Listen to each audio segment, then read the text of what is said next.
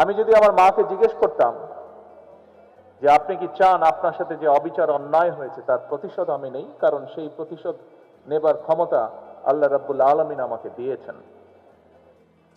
আমার মায়ের সন্তান হিসাবে আমি নিশ্চিত আমার মা আমাকে বলতেন,